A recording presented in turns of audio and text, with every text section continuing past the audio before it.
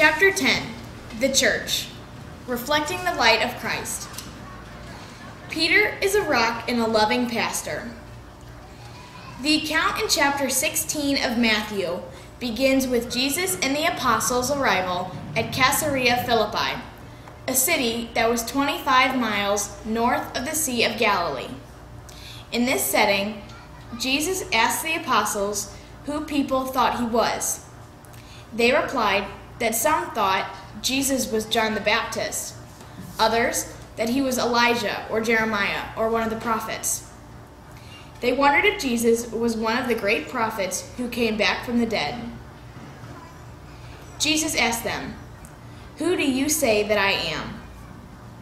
Simon Peter alone replied, "You are the Messiah, the Son of the living God."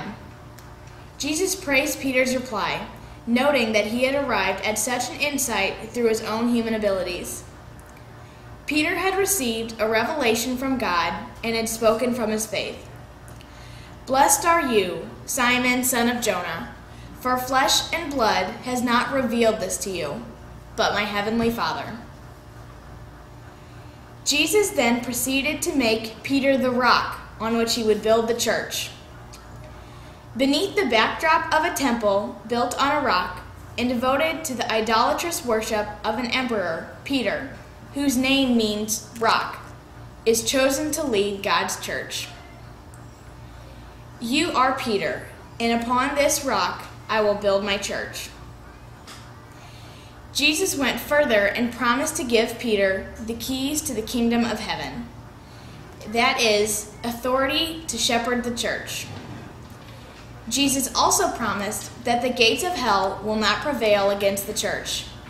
These words are a reminder that while disorder and chaos may threaten the church, they will never prevail over the church because of Christ's protection.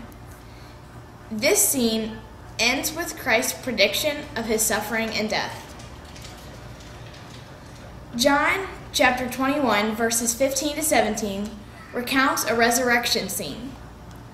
The risen Jesus spoke to a repentant Peter, who is filled with sorrow because of his triple denial of Christ. "Simon, son of Jonah, do you love me more than these?" Peter replied, "Yes, Lord, you know that I love you." Jesus said to him, "Feed my lambs." Jesus repeated the question 2 more times, and Peter strongly professed his love. Each time, Jesus commissioned him to feed his lambs and sheep, that is, the members of the church. This scene complements the one in Matthew. There, Jesus called Peter to be the rock of the church. Here, Christ summoned Peter to be a shepherd who loves Jesus and the church's people. Peter was one of the 12 apostles, all chosen by Jesus to be the foundation of his church. At the head of the 12, Jesus placed Peter. From Jesus, the 12 received the mandate to preach the gospel to all nations.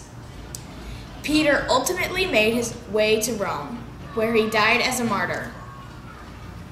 In establishing the 12 apostles, with Peter at their head, Jesus gave the church the basic structure of its leadership.